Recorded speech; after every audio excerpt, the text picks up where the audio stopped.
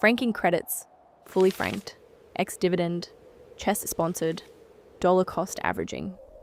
If you've ever tried to start investing in Australia, you've hit a wall of words that sound like they were designed to keep you out. They weren't.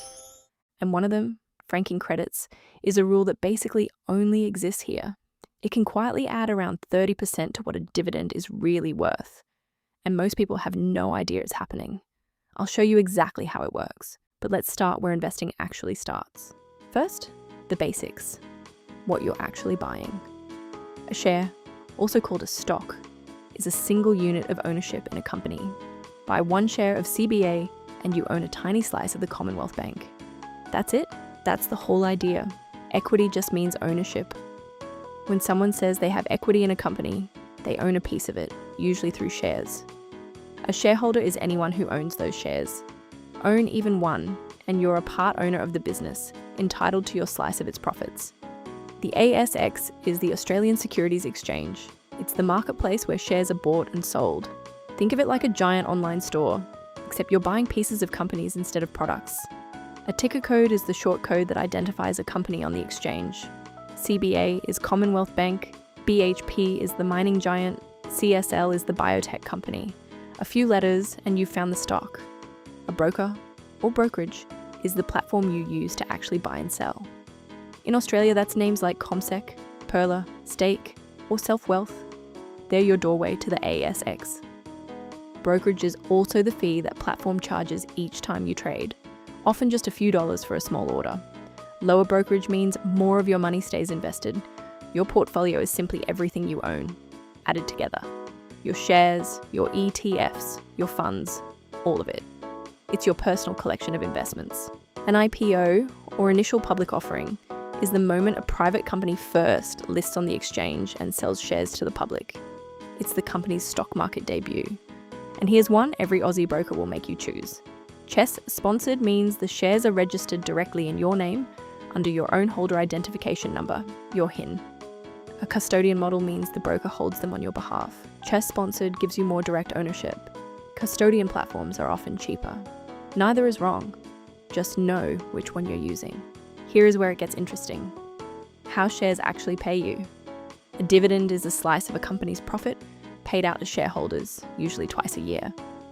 Own shares in a big, stable company, and you might get a cash payment just for holding them. Now, that franking credit I promised you. When an Australian company pays you a dividend, it's already paid 30% company tax on those profits. A franking credit is basically a receipt for that tax already paid. A fully franked dividend comes with the full credit. An unfranked one comes with none. At tax time, those credits lower your own tax bill and can even come back to you as a refund. That's why a franked dividend is worth more than the cash alone, sometimes around 30% more. It's one of the best deals in Australian investing, and it barely exists anywhere else in the world. Dividend yield is the dividend shown as a percentage of the share price. A $100 share paying $4 a year has a 4% yield. It tells you how much income you're getting for your money. The ex-dividend date is the cutoff. Own the shares before it, and you get the next dividend. Buy on or after it, and you don't. That payment goes to the previous owner. A DRP, or dividend reinvestment plan, automatically uses your dividends to buy more shares instead of paying you cash. It's a quiet, hands-off way to compound over time. A capital gain is the profit when you sell for more than you paid. Buy at $50, sell at $70. That's a $20 gain. A capital loss is the reverse. Sell for less than you paid, and you've taken a loss. Even the professionals do, regularly. And here is a genuinely useful Australian rule, at least for now. If you hold an investment for more than 12 months before selling, you currently only pay tax on half of your capital gain. It's called the 50% CGT discount, and it's a real reward for being patient. One thing worth knowing, this is scheduled to change from the 1st of July, 2027, when that flat 50% is replaced with an inflation-based calculation and a new minimum tax on gains. Nothing to act on today, just know the ground isn't fixed forever. Total return is the full picture. Your dividends plus any capital growth counted together. A share can pay you while it also grows, and total return captures both. Compounding is the engine underneath all of it. It's when your returns start earning returns of their own. Reinvest? Wait. and the growth builds on itself. Slowly at first, then faster than feels possible. Here is the next group, the types of shares and funds you'll keep hearing about. Ordinary shares are the standard kind most people own. They give you part ownership, a share of the profits, and usually a vote at the company's annual meeting. A blue chip is a large, stable, well-established company. In Australia, that's the big four banks: CBA, Westpac, NAB, and ANZ, plus names like BHP and CSL. They don't double overnight, but they tend to weather storms. A growth stock is a company expected to grow faster than average. It usually reinvests its profits instead of paying dividends, betting on being much bigger later. Think fast-moving tech. A value stock is one the market has priced below what it's arguably worth. Value investors go bargain hunting for solid companies that are temporarily out of favour. An income stock is the opposite of flashy, a steady company that pays reliable dividends, popular with people who want regular cash flow, especially in retirement. Small caps and mid caps are smaller companies further down the list by size, more room to grow, but a bumpier, riskier ride than the blue chips. A speculative stock, sometimes called a penny stock, is a small, unproven company trading cheaply. The upside can be huge, but so can the losses. Treat these with real caution. An ETF, or exchange-traded fund, is a bundle of many investments wrapped into one. Buy a single ETF and you might own 200 or 300 companies at once. Instant diversification, usually with low fees. An index fund is an ETF or fund that simply tracks a market index, like the ASX 200 or the S&P 500. It doesn't try to beat the market, it just quietly matches it, cheaply. A managed fund pools investors' money together and pays a professional to pick the investments. More hands-on than an index fund and usually more expensive. And here is one you'll really only hear in Australia.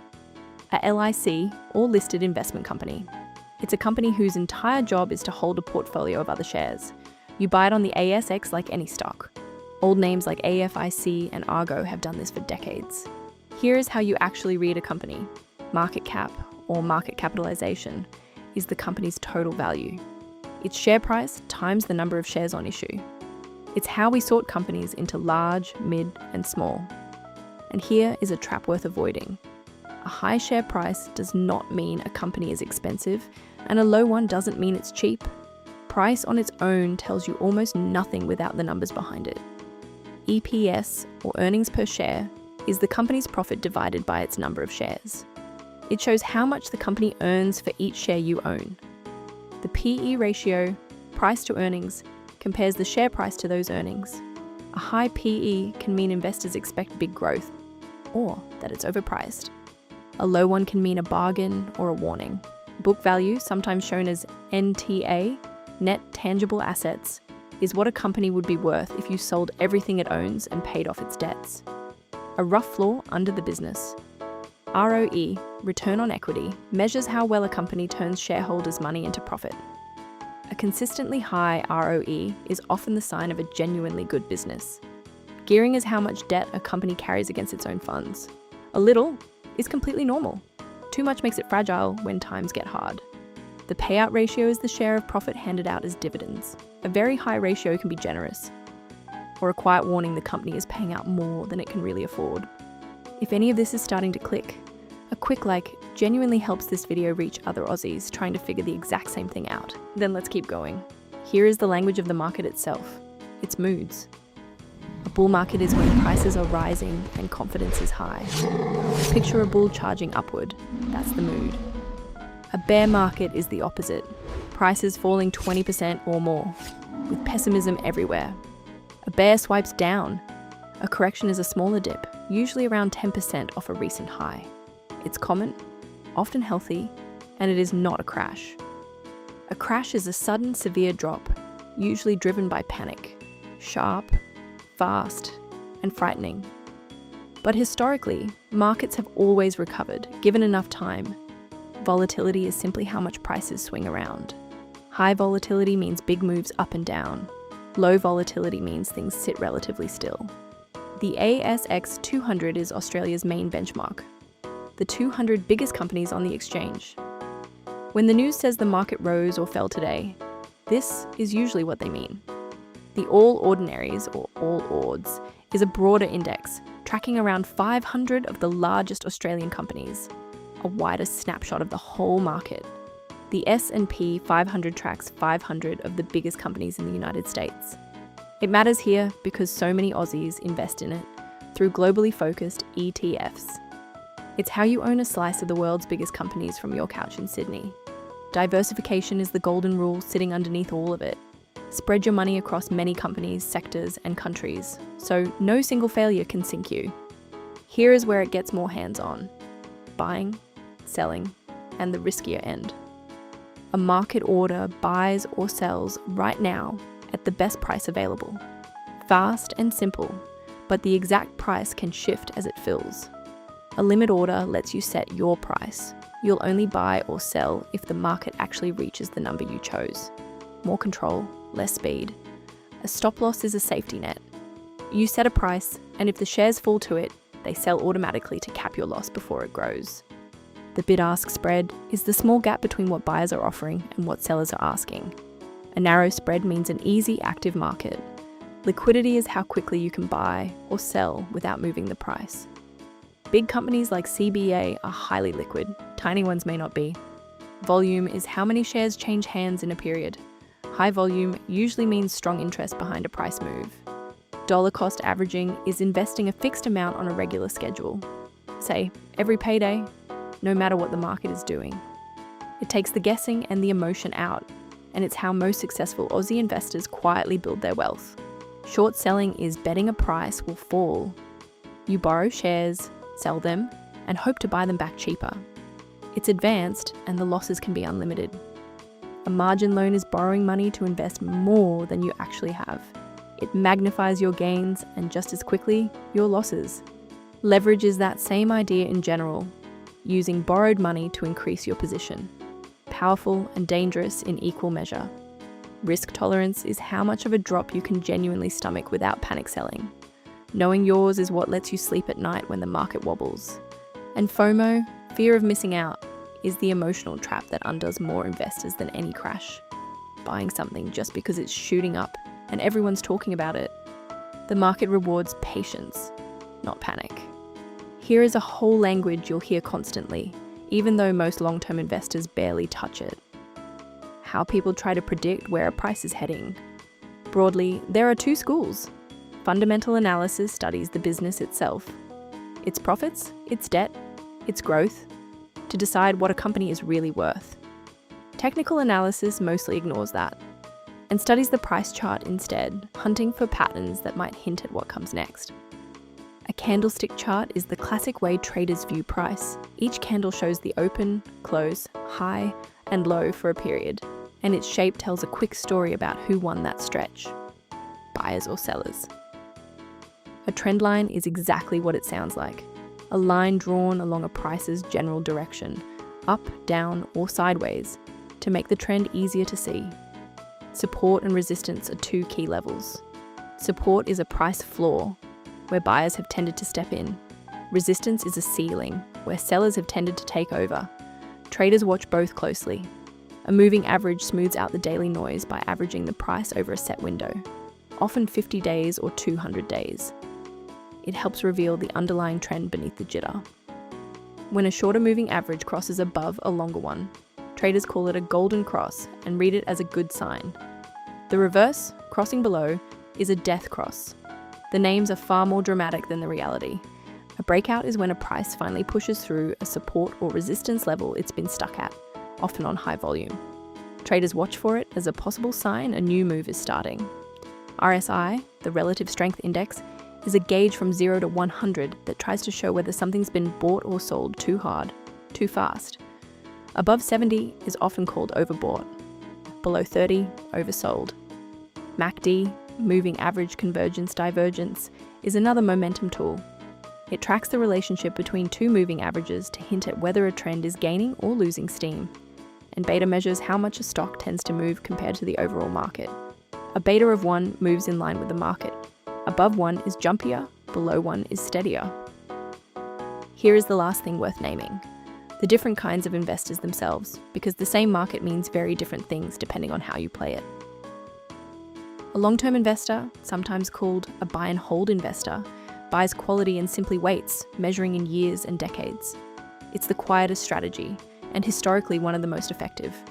A day trader buys and sells within the same day, chasing small moves and rarely holding anything overnight. It's fast, stressful, and most people who try it lose money. A swing trader takes a slightly longer view, holding for days or weeks to catch a single move, rather than trading minute to minute. A position trader holds longer still, for weeks to months, riding a bigger trend without worrying about the daily wobbles. A contrarian investor deliberately zigs when the crowd zags, buying when everyone's fearful, selling when everyone's greedy, betting the crowd has overreacted. And a momentum investor does the opposite, buying what's already rising on the theory that a strong trend tends to keep going, at least for a while. And that's the language, what you're buying, how it pays you, the types, the numbers, the market's moods, and how you trade it. You just picked up the vocabulary most people quietly fake their way through for years. One last thing. You now know what an ETF is, a single trade that buys you a whole basket of companies. What that label doesn't tell you is what's actually inside the basket. You can buy 3 different ETFs, feel perfectly diversified, and find out all 3 are quietly holding the same handful of American tech giants, one bet wearing 3 different costumes. Before you put another dollar into one, there are 10 things worth understanding about what you're really buying and how the Australian tax system treats it. That's the video I'd watch next. It's right here, and I'll see you over there.